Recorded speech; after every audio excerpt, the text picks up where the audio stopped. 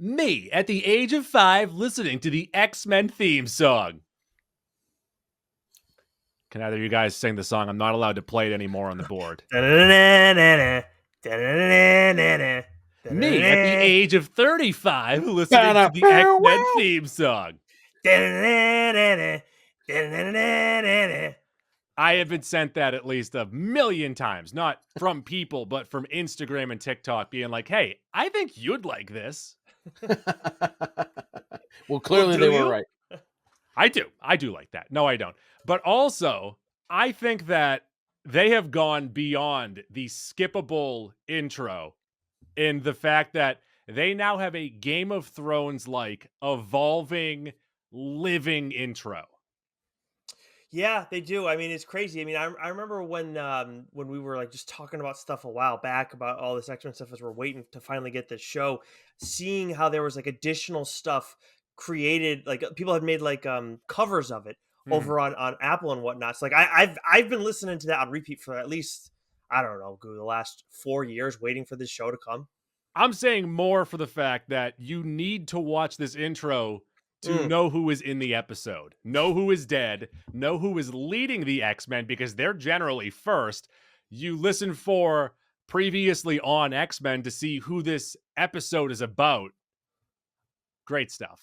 That is also true. Yeah, I was blown away when we got the intro for episode 6 too, because like there was a specific character intro that there's a lot that happened in this intro, but there was a specific character intro that I never would have seen coming. By the way, I'm here with TLDR. Nick Fryer to one side, Doc on the bottom of that. Cool. Hello. So we are in for quite a ride.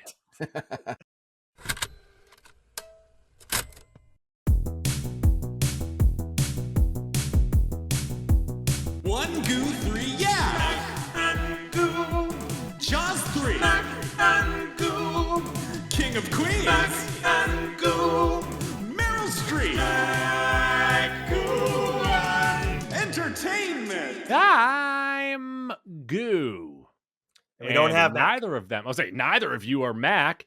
Mac right now, he's a little tie-tie and he couldn't make it to the podcast. Wow. Luckily, I had 2 guys ready to fill in because I misinterpreted what Mac told me the other day.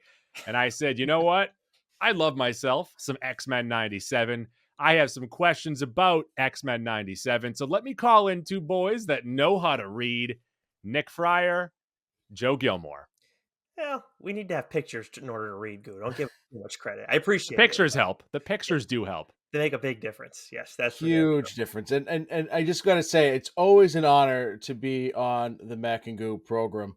But I wasn't aware that Nick and I would be on with Uncle Buck tonight. So what did I do? So first off, Mac explained this to me earlier, and I do apologize. And we're going to go full spoilers on these 6 episodes and then kind of go spoilery on what might happen in the next 4 episodes, because these guys read comics. They know the X-Men lore pretty well. Mac told me earlier that I accidentally spoiled something in episode 6 for you. And what that spoiler is, I'm going to say it right now, is that Professor X made his return. But also, it happens at the beginning of the episode to the point of like, is it really that much of a spoiler? I'll tell you what, the group chat is absolutely fucking ridiculous. Totally unhinged. And I'm sorry, I know I got to be careful about swearing. You guys bring out the worst in me here. But it's ridiculous. I can't look in there like on Wednesdays. Like I can't do it because you guys. I said that I don't care for Professor X's voice at 9:30 on a Thursday morning. So I gave you a full day. That was not 9:30 on a Thursday morning. You were messaging me about the other stuff at 6 a.m. about having us come on, and that was no. You're right. I'm sorry. It's a different chat. Yep. So I'm off the hook. Go after yourself, both of you. Oh wow. Okay.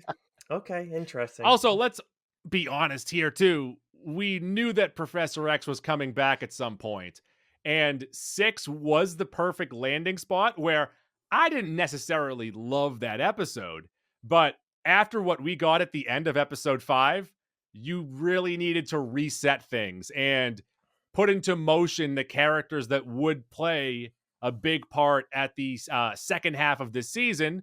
It would be Professor X and Storm, who has been called Omega level several times this season, getting back to, or maybe even getting better than what she was. Yeah. Yeah. Does anything get you guys harder than when a Sentinel says Omega level mutant? You're like, I was pretty rock hard. I'm every not gonna time lie. they say it, I'm like, fuck yeah. Omega level.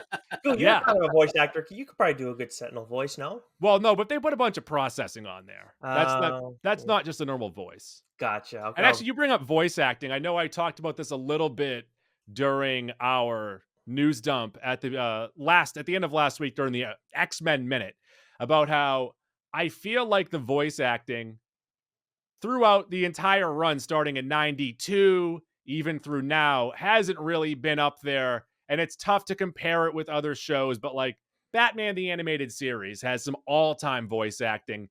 This one always sounds a little bit stale, but the stuff in episode 5 between Magneto and Rogue, and I apologize for not having the voice actors' names. I'll go back and get them right now, but it was phenomenal in that episode.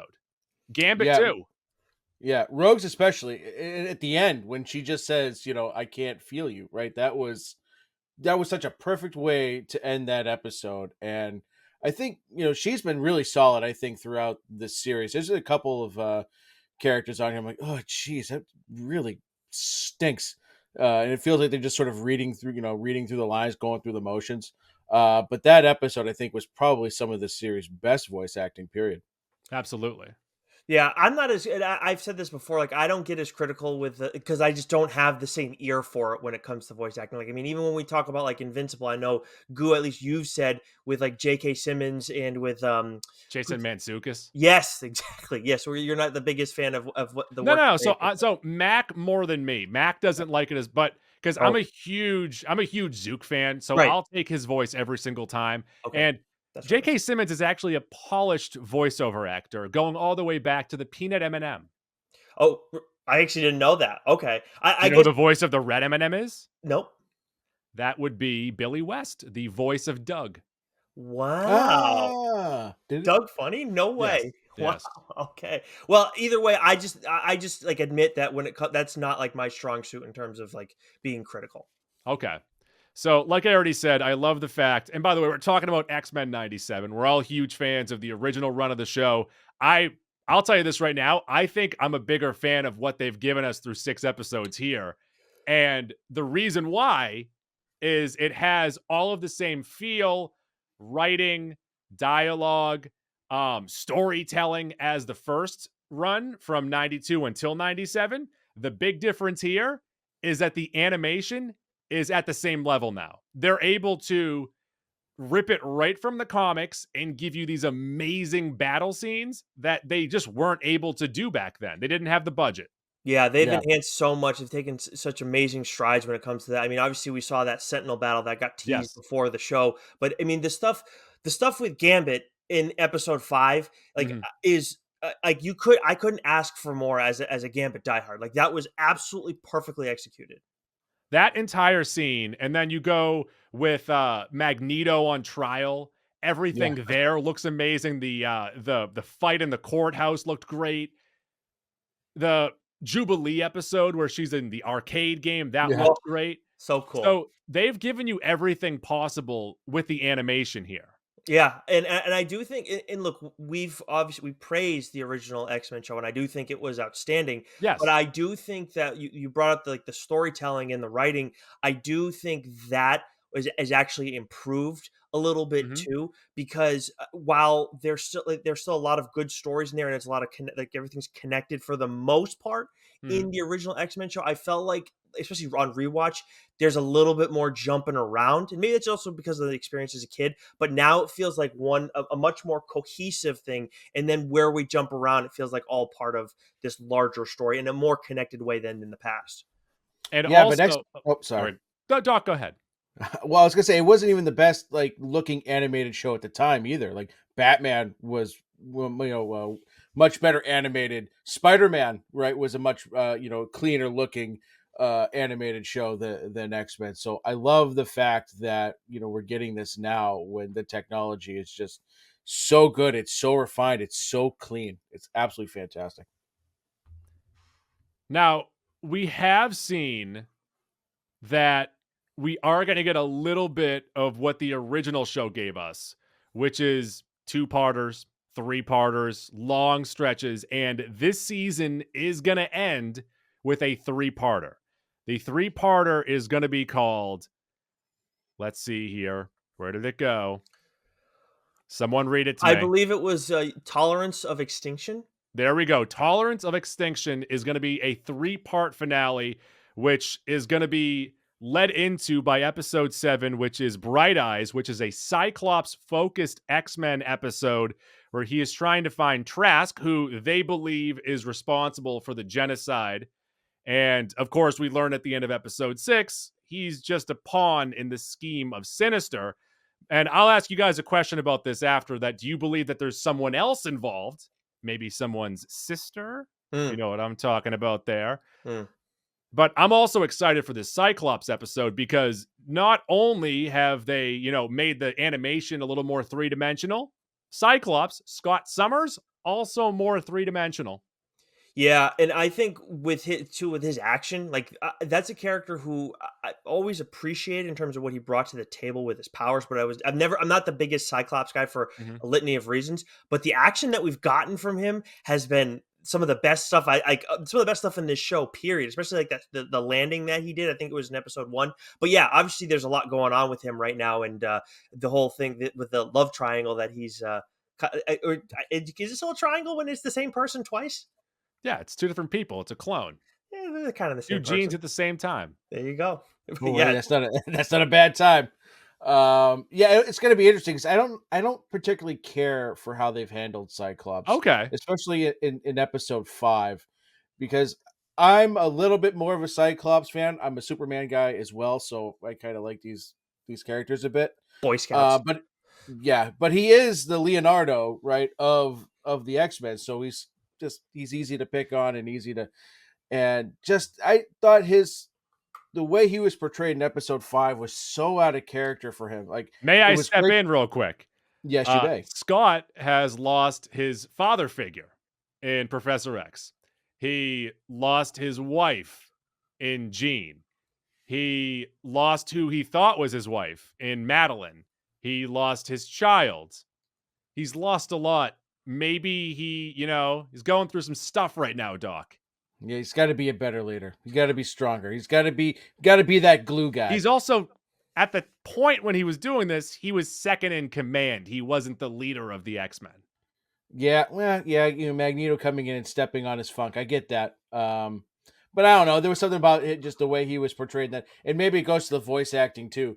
I was not a huge fan of him in that episode. So where I think there is a middle ground between what you guys are saying, because I do agree with Joe. Like, that just felt like such a flip out moment, and it's like where, like, I understand everything you're saying, Goo, but I felt like there wasn't like that step into him losing his shit like he did. He just up and nowhere lost it, and we didn't see any of the festering, I guess, that was going on. Well, you guys have already seen the thumbnails that are going around for next week, and that is Magneto is right. Which, now, is that a comic line where the X-Men now believe that Magneto is right and they need to defend mutants against humanity? Yeah, I mean, that's like, it's not just the X-Men, it's everybody. Like a large portion of the mutants believe that he is right. Yes. And of course, that is Sinister's plan, or whoever is pulling the cords there as well, is that he wants the mutants to take out humanity and then he can run mutant kind, correct?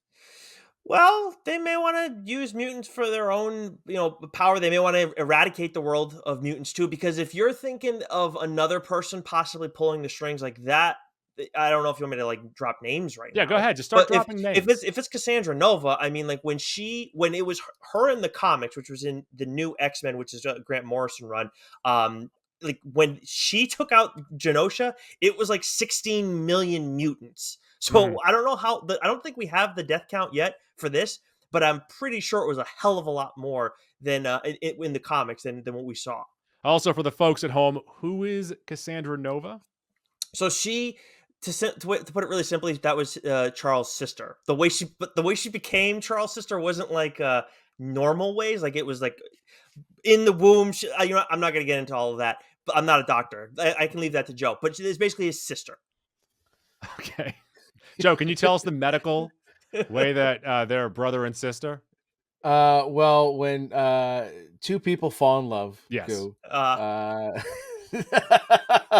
no, it's really it is kind of hard to explain and kind of wacky. But my theory on Cassandra Nova is that she's going to be this universe's Mephisto, in that we're always Okay. going to talk about her, waiting for her to come, and she just never comes. So you think that we're not going to get her? You think that I don't think Sinister is the main big bad here?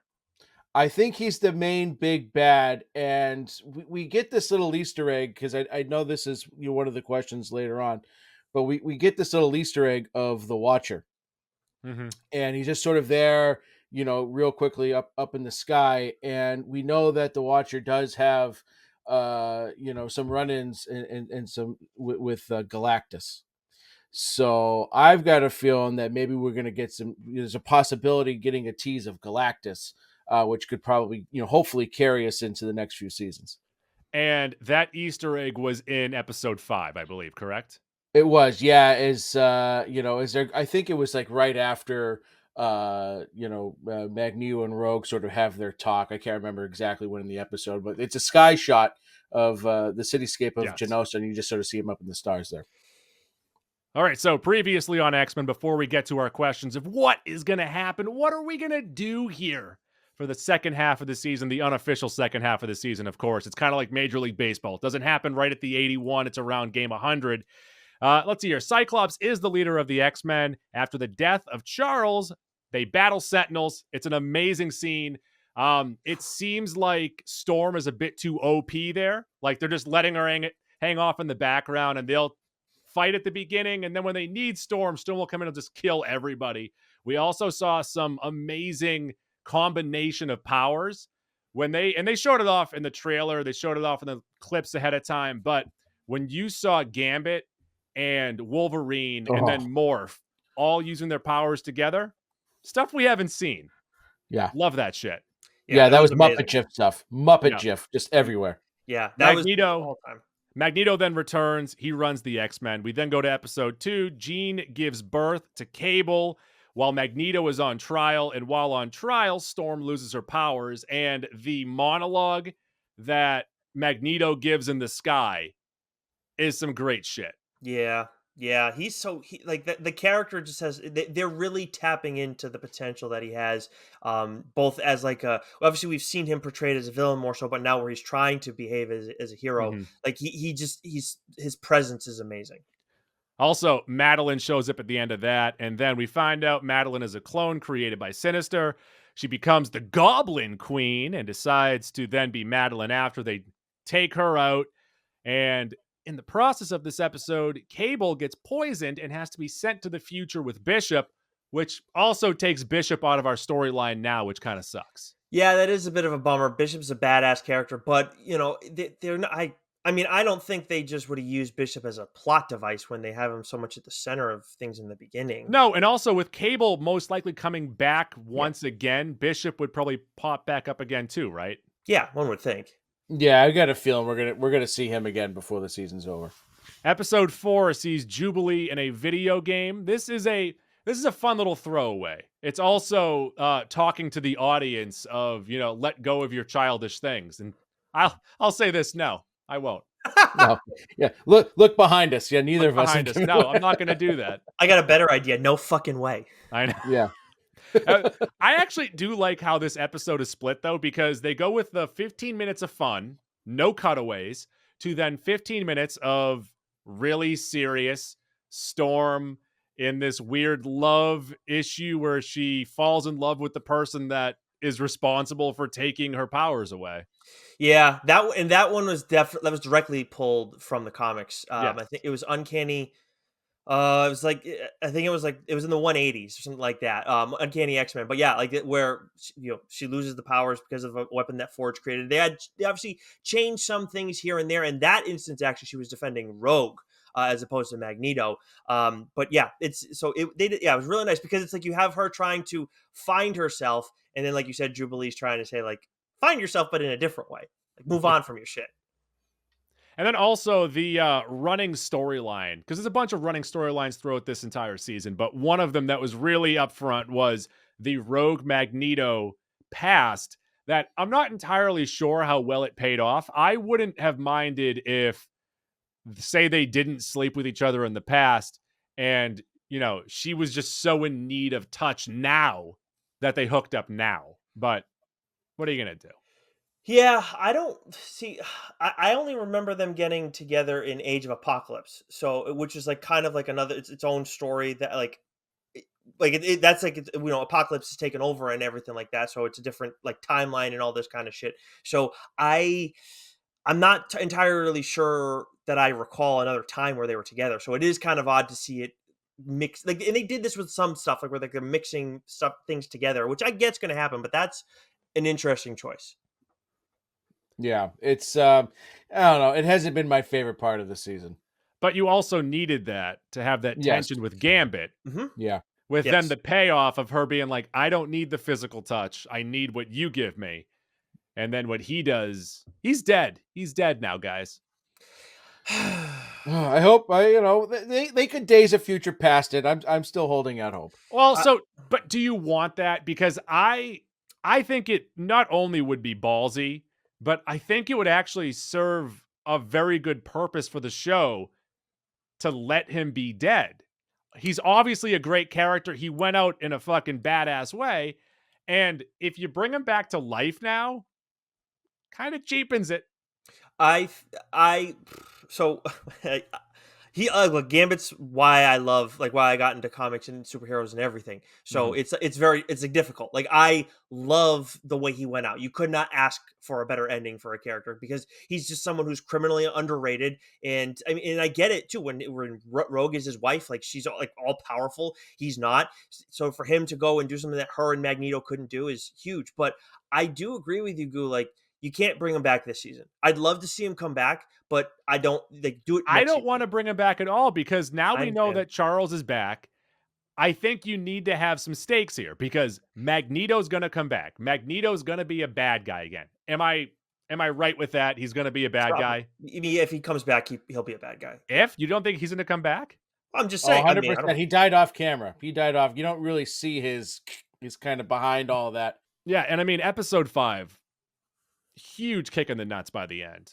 Yeah. That final 10 minutes, I think, is the best stuff that they've given us. Really the best stuff that Marvel, because this is Marvel now. This is part of the MCU. It's on their timeline on Disney Plus. It's a part of an Elseworld type of situation. But really, like, they haven't given you this type of feeling in what they've done since the big Avengers movies. Yeah. This episode, I think, especially the ending of it, and like I said earlier, just that one line from Rogue. I mean, that was everything. That was a real gut punch. It's a character that you love. There was real raw emotion to it. I mean, it's not exactly how I felt, when the snap happened, but it was pretty darn close. And it's the closest thing we've gotten, since then, for sure. So I absolutely love it. I think what they've been doing lately has been better than what they've given us over the past 2 years or so.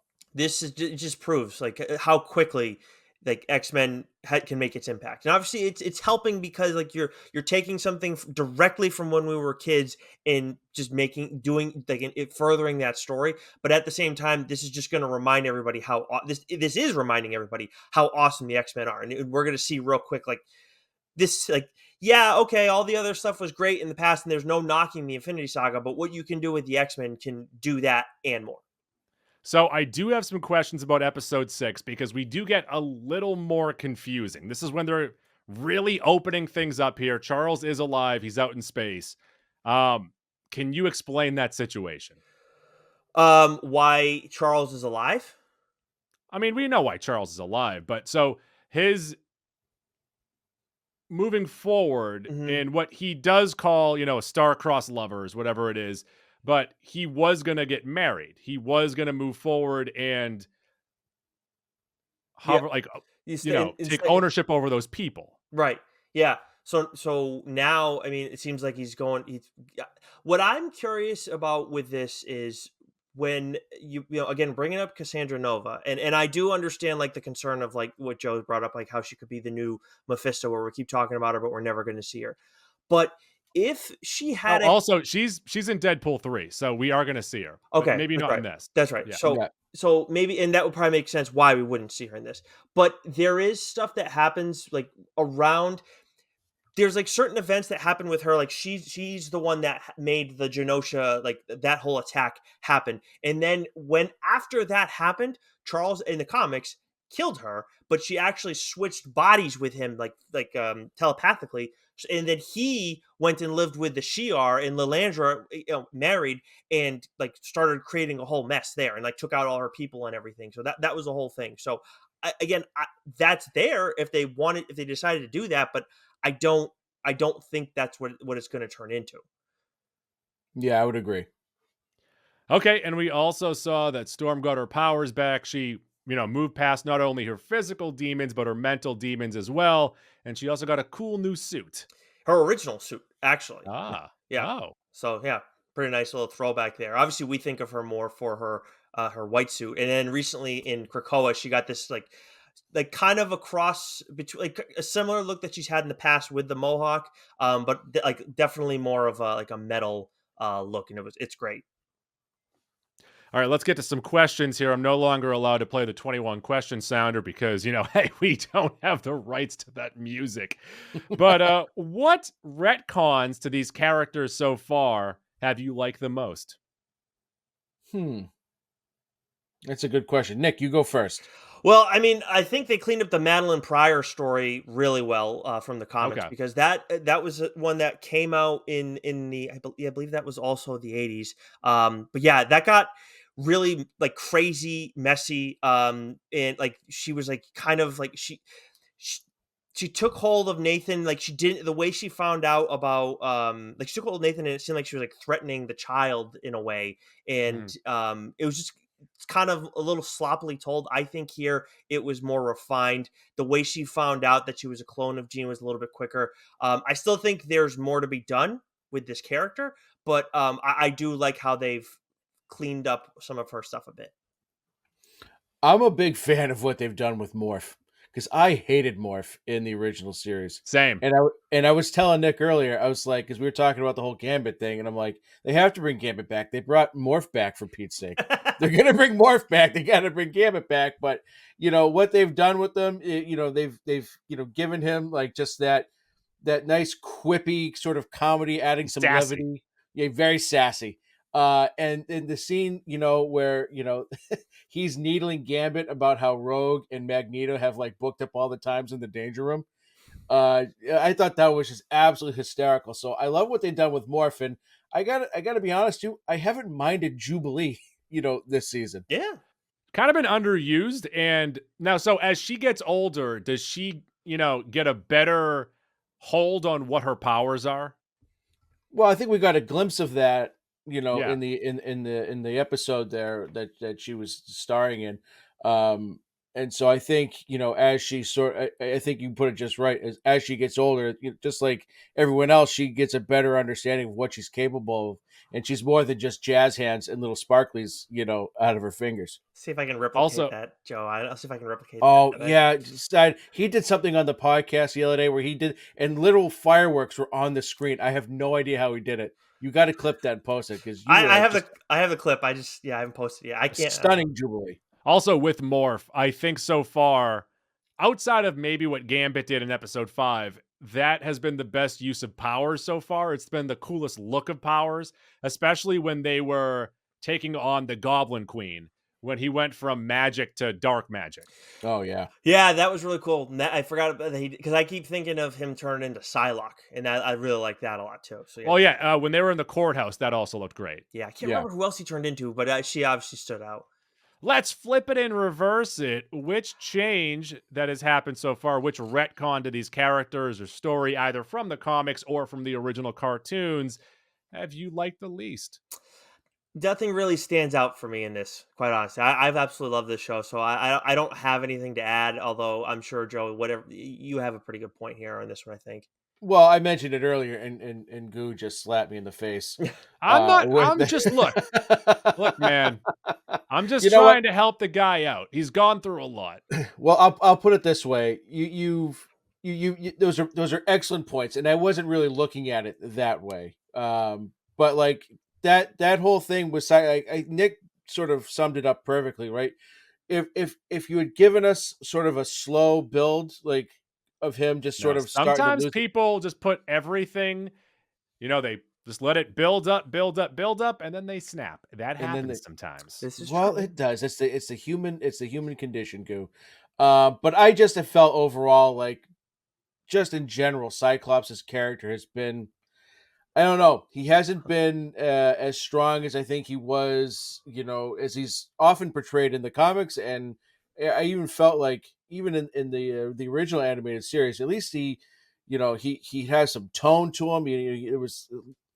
I feel like he's been cucked a little bit, for Wow. being honest. Wow. The one that I would question is, was Wolverine this dumb during the original 5 seasons? No, he wasn't. 'Cause he's kind of an idiot here, right? Yeah, he doesn't. Yeah, they've Travis Kelce'd him, Oh wow, and made him shorter. Well, he's always short. Yeah, I mean, they've also kind of kept him on the bench. He hasn't done much. Yeah, but I kind of like that because you got to set that tone early of like we're not just going to be a one note show because they've never been a one note show. No, but so you mentioned that, like, so X-Men ran from 92 to 97. Then they had a follow-up series that was not connected to the original one called, was it Wolverine and the X-Men? Yeah. Where everything was so centered around Wolverine. Yeah, they also yes, very much so, and they also had X-Men Evolution. Evolution, Right. yes. Yeah, I forget the order. I think it was Evolution, then Wolverine and the X-Men. But yeah, he was like calling the shots at that. Although one of those shows, it might have been Evolution, created X-23, right? I don't think. No, I thought X-23 was created in the comics. I think one of those shows created. I think it was a Harley Quinn situation. I'll figure that out real quick for you. But go ahead. All right, so mentioned earlier, episodes 8 through 10 are a 3-parter titled Tolerance of Extinction. Does this title have any relevance to the comics? It does, and I'm going to explain in a second. But first, I want to give glue. No, Glue. I'm the glue that's holding this together right now. Glue. The Cyclops of the DSG, you were correct.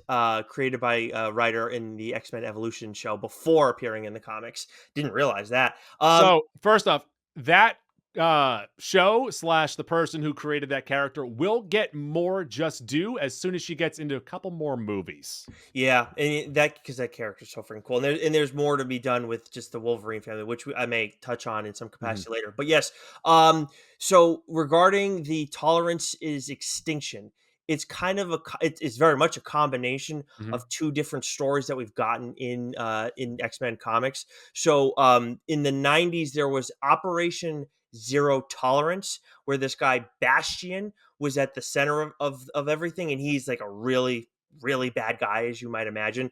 Some may say he's not even human. He's definitely not mutant, though. And then we kind of talked about this from before, but with Grant Morrison's new X-Men run, E is for extinction. So we're combining tolerance from that X-Men in that Bastion story, Operation Zero Tolerance, that spanned across a bunch of different titles: Cable, X-Force, and Uncanny X-Men, among others. But then we got E is for extinction, which is new X-Men, and that's Cassandra Nova. So they're mixing them together, and then it seems Sinister's at the center of it all instead of Bastion or Nova. So okay, well, who is the he that Cable is referring to when he says he is coming in episode 5? I want to know how anybody's going to make a case outside of Sinister because he's so closely tied to Cable. So, like, do you have another pick, Joe, besides that? No, I believe it's Sinister as well. But as I alluded to earlier, right, they have planted a few other seeds here, right? Like Mephisto, yeah.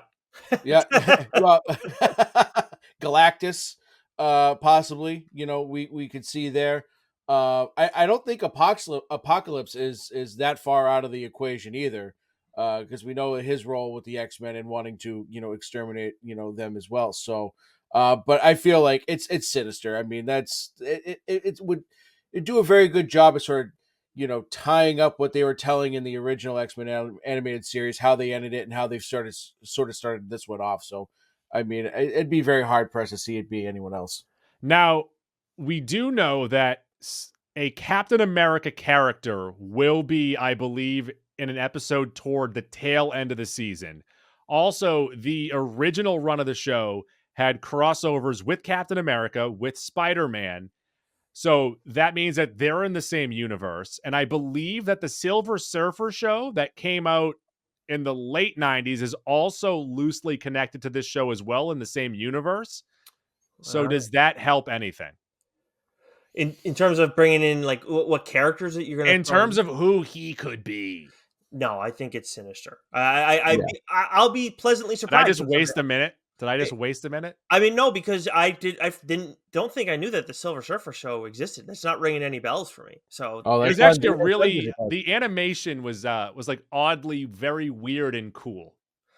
I'll never. I think it's on Disney Plus. I'm not a big Silver Surfer guy. I gotta. Didn't Donny Cates write a good run on Silver Surfer, Joe? Am I remember? Silver Surfer Black. It was trippy as hell. The art on that was something else. But it was a great story. But I mean, I'm hoping there's all these sort of Easter eggs and seeds being planted so that I'm hoping with seasons 2, seasons 3 we do sort of either take things into the future or we take things up into space and we can get a little weird with the X-Men by bringing in Galactus or by bringing in Silver Surfer. Maybe Fantastic Four gets pulled in here somehow at some point, but they're doing a lot of subtle things that they could take this in any number of directions, and they'll be ready to go with it, I think.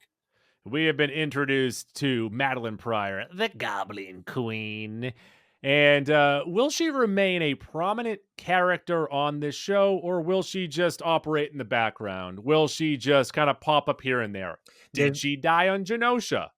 That's a fair question if she died on Genosha. That's a fair question. Well, I will say, like, in that scene where it's like sort of showing bodies everywhere, we see one of the Morlocks die, the one with the eye patch, and you see Sebastian Shaw, and it looks like straddling Madeline Pryor is right next to him, laying on the ground. I could be mistaken about that, but they seem dead as a doornail to me, so it's quite possible she's dead. But again, that could be sort of a red herring. Maybe they're just sort of concussed. Had their bell rung a bit, but it looked like a lot of those characters were dead, and I think she was one of them. But I'd be stunned if you could be right, Joe, absolutely. But for how much time they've invested in her, and there's still more to be done with that character. Like she's still, as much as they improved on her story and everything from the comics, she's still not like full Goblin Queen yet. We haven't seen her go full evil yet, and I would think they're going to do that. And she has if you guys like you want to make this love triangle a little bit messier, you throw in a relative here of the Scott Summers variety. Her and Scott's brother Havoc, they're a thing. They're still a thing. So you have that to throw in the mix too. All right. Mentioning death here, in the final 4 episodes, do you anticipate any more big deaths? I mean, I don't, but I'm probably wrong because it seems like they're not afraid to go there and do that. But I've got a feeling that the characters that we have now are the characters that we're going to get, and we're going to ride that in, into the second season, because killing off Magneto and Gambit was friggin' huge. And Magneto's coming back. We know that. We know that, but for now we have to, pretend. But like, who else are they gonna, kill off? That's gonna, like, you've made your big statement. Now let's go see our heroes go out there and try and save the day. I just made this whole spiel about how they got to do more with Madeline Pryor. They may not do the Havoc stuff, but I think what they'll do is they'll give Madeline Pryor a chance to like redeem herself and become this like heroic figure and try and take down Sinister and then die. And then it'll be easier to bring her back still because of the whole Goblin Queen spin. So they'll make it like she went to hell and then she took over, all that kind of stuff. But I could see something happening to Jean, not necessarily dying, but something. Because something always happens to Jean. She'll faint. Right, that broad is always in peril somehow. So I could see something happening with her. Maybe that causes Scott to snap even further and then do something we really haven't foreseen. Yeah, and if Jean dies, Madeline's right there. She can just be Jean. It's like when Landfill died. Yeah, you guys can just call me Landfill. Just call me Jean. It's fine. It's not a big deal. We've already mentioned the characters that have already died this season. Will they stay dead? And I will once again say, I love what they've done with him so far, but I think leaving Gambit dead is best for the show. Yeah, I think that Gambit will. The more we talk about it, the more I think Gambit's going to stay dead. And as much as I like, as much as I complain all the time about how he's an criminally underutilized character when it comes to like TV and movies, and even sometimes in the comics, I do think like you sent him out so well, you kind of can't do that. But so I think he'll stay dead. I think Magneto has to come back. There's no way you've built up too much with him and then now you can turn him back into the villain in a more powerful way. Yeah, you got. I mean, Magneto's too important to everything that they've got going, and I mean, selfishly, I want Gambit to come back. But you're right. Like, if the show is going to continue to be successful and push the envelope, there have to be stakes. And so, like, if you're going to kill a character off, sometimes they've got to just stay dead because Morph's come back, Xavier's come back. We'll see Magneto come back. There still has to be some stakes. Some of these characters that die do have to stay dead. Are we done with Genosha, or do we think it's done for the season and it comes back in the future? I think we're done with Genosha. Yeah. I mean, there's more. If they decide to make a new Mutant Nation, which could happen, but I don't think it'll be that fast. If they do, they'll go into Krakoa. But I don't know if they're going to try and bring that in the animated series because it was such a massive thing in the comics. And it was like where Genosha was built like on negativity originally, Krakoa is not at all. So I would think they'll try and make that into like I would think they'll save that for like live action. But I think that's still way down the line. Yeah, Genosha, I think, is Kaputsk. If they were to bring Krakoa in, they'd have to do a lot of different things, right? Because so much went into that story over the past 4 years. But it would be great to see them try and do it because the nation of Krakoa, it really puts you see Dr. Charles Xavier in a much different light. He's not a great guy in this most current run of X-Men. Oh. And and what they and Magneto sort of becomes the better of the two, right, which is friggin' wild. But it would be very interesting to see if they do decide to go down that route. Why does Professor X feel so different in episode 6 than what we had in the original run? I mean, again, I hate to keep going back to the Cassandra Nova of it all, but if if you're doing what's kind of been what they've set up in the background based on what happened in the comics, then you could easily write that off as, well, it's not Professor Xavier, it's Cassandra Nova taking over Xavier's body. So that would make sense. I think it's the voice acting. I think his voice acting stinks, and it just makes like, no, that's not the Professor X I remember, know and love. He sounds stupid, and I don't care for it. And I will say, too, whenever he's walking, he's usually problematic. Yeah. I thought it was so funny. He was like, wait a second, I'm going to use my power. Welcome to my classroom. Yeah. he was a little sassy. Yeah, raise your hand, please. I had a nice lull right there. I was like, oh, come on. You can do other stuff. You can do other stuff than this. When he threw when the apple got thrown into, what was it, Deathbird? When it got thrown into her mouth, like that animation was like, oh, wow, okay. It's getting real goofy. How will Liliandra and the Shi'ar play into the story going forward? Well, okay. I mean, this is where, like, what I've kind of been touching on before, where in the whole storyline that happened with Cassandra Nova in New X-Men, where she took out Genosha, she goes, and then I kind of made this point earlier with everybody. Basically, they could get taken out by Charles Xavier, who is being controlled, who's actually their psyche is actually Cassandra Nova's. So that could happen. Or we could kind of just step away from them for a little bit because Charles is stepping away. I wouldn't be entirely stunned if, like, we got this episode to be like, this is where Chuck has been the whole time. Now he's coming back and he's going to step away from the Shi'ar for a bit. Yeah, to me, the simplest answer is usually the right one. I think it was just a plot device to, how can we bring Charles Xavier back that will seem believable and not too far-fetched, and how do we get him back to Earth, to be with his X-Men? It could be as simple as that. There could be some Phoenix stuff that comes into play later on and all that, but I don't know if we'll really see them much again, at least for the rest of this season. This question from Mac: is Deathbird the dumbest name of all time? Second only to Darwin. It is pretty fucking stupid. That's the first time I've swore. 46 minutes and 38 seconds. I think it's the first time I've swore on the show today. That's crazy. You can't even make it through the intro on our show doing that. No. But yeah, Deathbird, probably not the best name that they've come up with in the comics, but they've come up with some pretty bad ones. My big question, and this was before Professor X came back, because I was curious, like, will they push Professor X until season 2?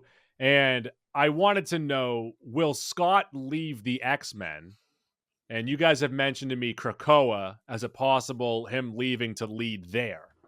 Well, no, that would be Krakoa is like that's like a mutant nation, and everybody goes to, like, every mutant is welcome there. And Charles starts that off with Magneto and Moira McTaggart. Well, she's kind of in the background, but no, like Scott would very much be involved, and so would Charles. But I mean, he could leave, but I think when you see Xavier come back in the mix, he's gonna be like, "Oh my God, Professor, you're back! Why were you gone? You know what? You had your reasons. It's okay. I'm back. I'm fine. I'm fully committed again. I am your right hand man. I am your whatever. Yeah, you get it." Yeah, I mean, they're setting it up that way. I mean, it started off with him, and who he thought was Jean, getting ready to leave the X-Men and start their new life together, and then that all goes sideways, and then he's got the blow up, with the reporter, and it really seems like it could be going that way, but I can't envision an X-Men series, show, comic, whatever, where Cyclops isn't at the forefront of it. You know what? The question that's not getting asked here, Goo, that I think is really important that Joe kind of touched on for me is, who would you walk away with if you had the opportunity, Madeline Pryor or Jean Grey? Well, so Mac has famously made the point that he would go with Madeline Pryor, and I would have to agree, because Jean Grey ponytail, Madeline Pryor hair down. I tend to agree. Less likely to faint too. Straddling Madeline, baby. So one of the reasons why I would like Cyclops to possibly step away would be to give someone else a chance to do more on the show. And much like the little guy in the Yakuza in The Simpsons, you're waiting for him to do something.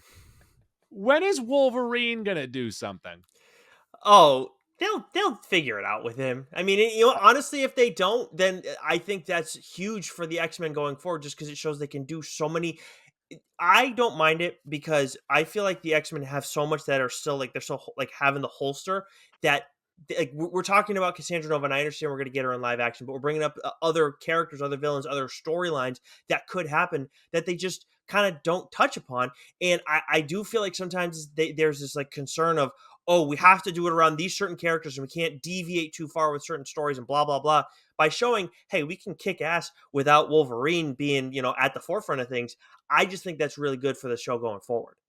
Yeah, but we love Wolverine, and I get that the movies overutilized him, at times, and he was always front and center. He's always front and center. Period. He's like in the comics too. I mean, he always has his own title. You know that. Well, and it's great. Yeah, I want him more in this cartoon. Yeah, I want for 2 or 3 episodes for him to be the leader of the X-Men, to him to be the head of the school or something like that. Is there a comic run where that happens? Where he's the head of the school? He's a bit of a lone wolf, Goo. Yeah, I don't know if you've ever heard that before. If thrust into it, like say Cyclops is like, Wolverine, you've been here the second longest, you have to do this. There's a lot of cool stuff that you could do with Wolverine. I don't know if they do go that far, because you're going to have Storm back in the mix. I have an idea for what you can do with Wolverine that I think we can touch upon a little bit later. I don't want to get ahead of myself. I think my question next is, hey, Fryer, what would you do with Wolverine?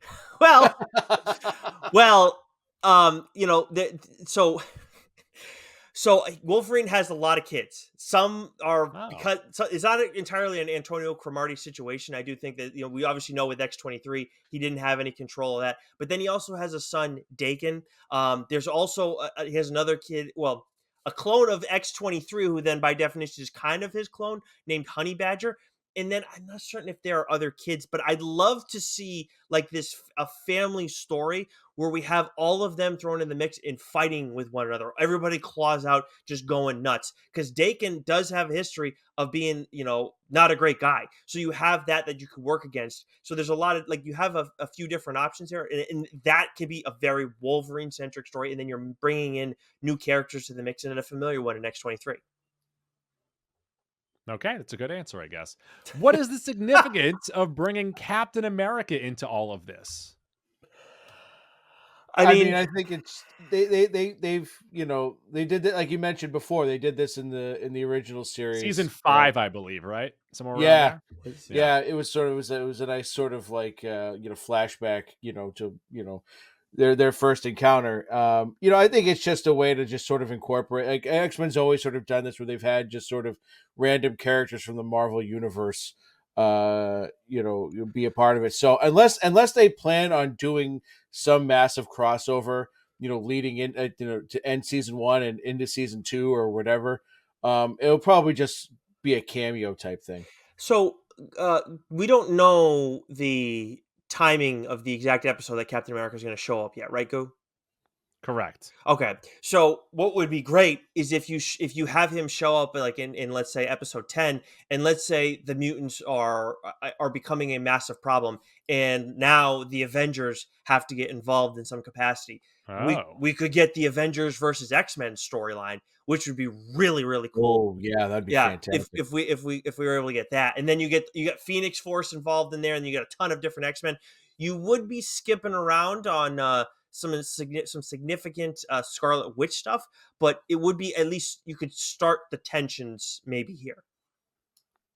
And then also, so who do you believe now in these final 4 episodes will get more time that has not gotten the spotlight quite yet? Who will now have their time to shine? Cable is obviously going to come back into the mix. I mean, time to shine. I don't know if he's going to get like anything particularly massive, but I think he's going to be more significant. I think Bishop will come back in the mix. But honestly, the fact that we saw Nightcrawler in this intro, in the intro for episode 6, as much as we don't see him in this episode, you're not doing that unless he's going to be playing a part. So just to have him be a part at least in a couple consecutive episodes, or maybe just close it out completely, to me is huge, because it's a character who has been utilized in the other shows, but not in the original X-Men the animated series.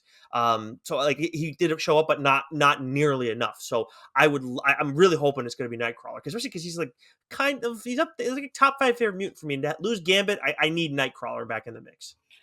I mean, I said it better be Wolverine, but the obvious answer is Cable and Bishop. But I think Jean too, right? I think she can be a big part of helping getting Charles back, and making that connection, and getting him back with them. But yeah, Cable and Bishop and whomever they may bring back with them, from the future. But I'm with Goo from earlier. I want more Wolverine. I want to see him kicking ass these last few episodes. I have 2. And I think both kind of obvious, with the villain being Sinister. Don't you think that Morph will play a big role in this? Yes, 100%. That's a good call. Yeah. Yep, absolutely. And then also, like, might they get kind of hokey where they started the show with Sunspot? Are they going to have him actually do something in the finale that has to do with his powers? Yeah, it would only make sense that you have to have him do a little bit more, because just to have him have that one episode where, like, outside of the beginning, just to have him have that one episode with Jubilee where he's prominent. Yeah, that's a good call. Those are good calls, Goo. Ooh, does he go bad? Does he go bad? No way. I've already mentioned this here. Now, is this better than the original show? Is it too early to call?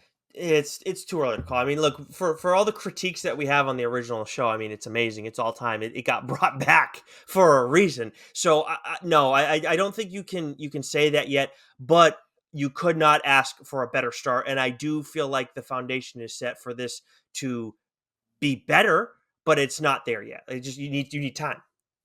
Yeah, I would say, again, it's too early to call, but I really have enjoyed what we've got, and that's what made the original, I think, so great, was just all those 2, 3, 4, 5-part episodes they have. They're retelling of Days of Future Past, the Phoenix Saga, the Dark Phoenix Saga, Savage, Savage Island, all that stuff. The way they ended it, they did some really, really fantastic storytelling, and I think we're getting that here. And so I think when it's all said and done, and we've looked back at however many seasons they end up doing of this, we'll probably say it's better for a myriad of reasons, one of which the animation's much better, the storytelling's still on par, things like that, but it's on the right track. So I'm going to be on the right side of history here, and I'll step right into it. 6 episodes in, it's better. That's fine. I'll do it. But I will also, Doc just brought up how the original show did all those classic comic lines. Are there enough great X-Men comic lines for them to sustain an amazing storyline throughout 5 more seasons of this? Oh, yeah. Yeah, I think so. But I think they'll have some leeway to hopefully come up with some original stuff, right? Well, that's the thing, because if they can't do Days of Future Past again, if they can't do Phoenix again, which, by the way, they might do a little bit with Phoenix again. Yeah. Well, I think they'll do some Phoenix stuff for sure, but hopefully it won't, like, they won't be just ripping it from the pages of the comics. Maybe they'll bring the character in, and they can, I think, take her in a completely different direction, or tell a completely different storyline with it. And I think it'll still be engaging, because as much as we've gotten from it from the original, and how terribly we got it from the live action stuff, there's still something about Phoenix that I think we love and we want more of. And they also keep showing Phoenix in the intro. Yeah. Yeah, dude, they absolutely, like, first of all, Phoenix comes back. I mean, with the X-Men versus Avengers storyline, like, the Phoenix is very much present for various reasons, the Phoenix Force.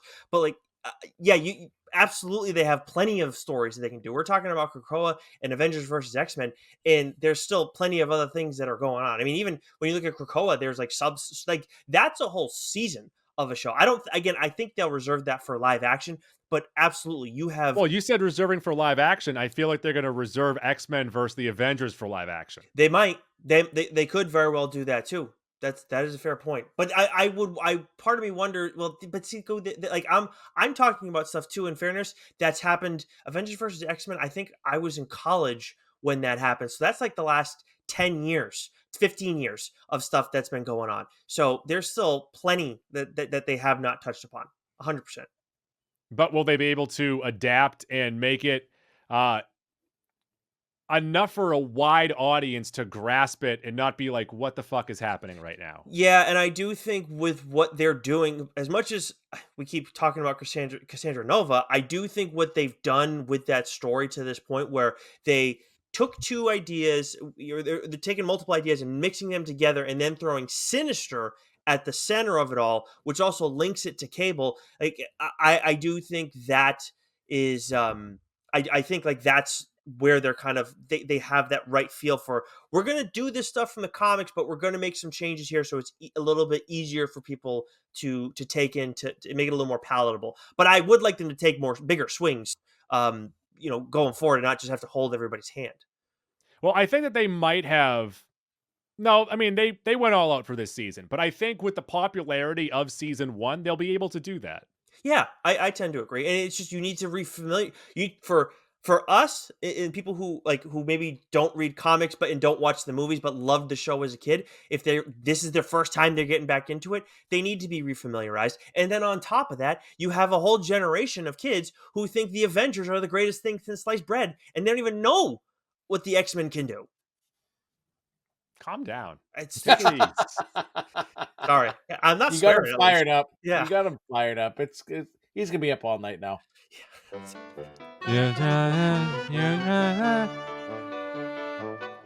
get into Maxac. And Maxac could be anything. It could be a boat. And this week, we brought it up in News Dump last week. We couldn't get either of these fellas on the News Dump because they had to do it themselves on their own show first. But Marvel has put out the comics that you should know, your homework for the Fantastic Four movie coming up next year, 2025, I believe.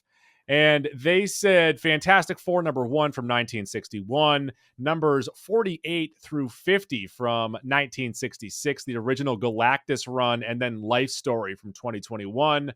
Please tell us about these books.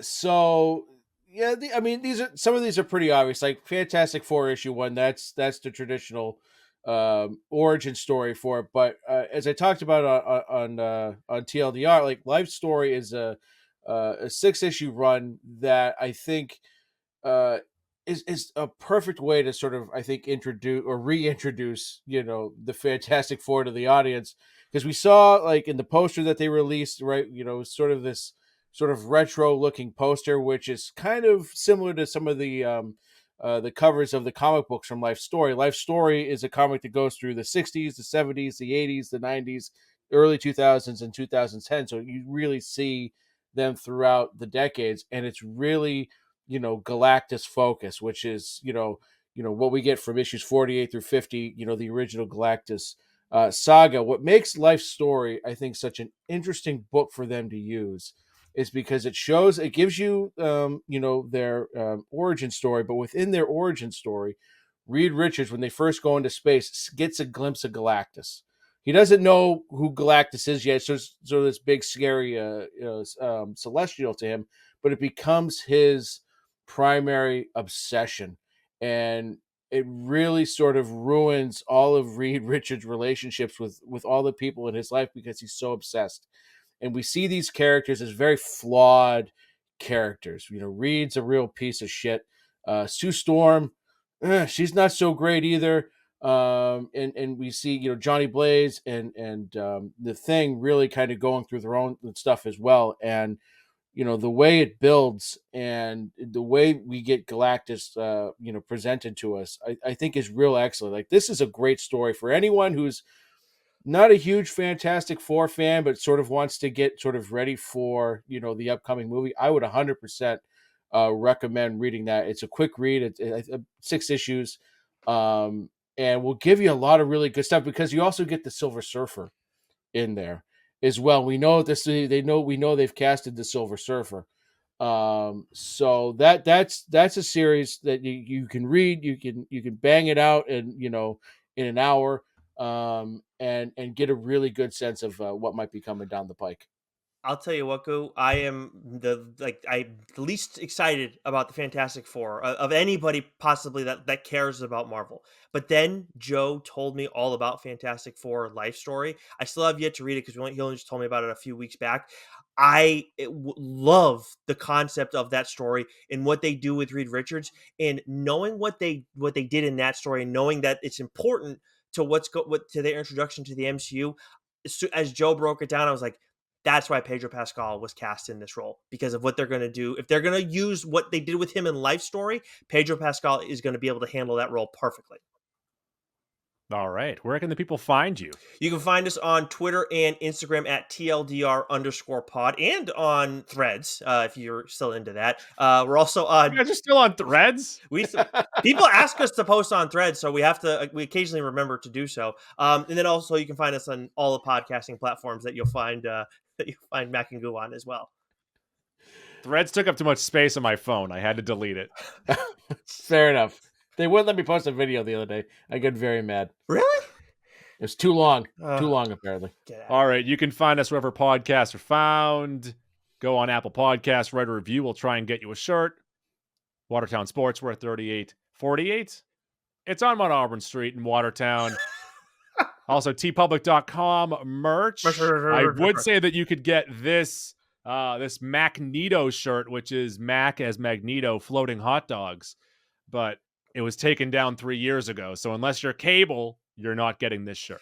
Yeah, there's some good DSG exclusives out there that people have not been able to get their hands on. That's a gem right there that you got. Yes. So catch us at the top of next week, maybe for a news dump. Mac will be back by then. Hopefully he's awake by that time. Thanks for joining me, guys. Tuesdays are Goose Days. I abuse kangaroos. Tim Burton.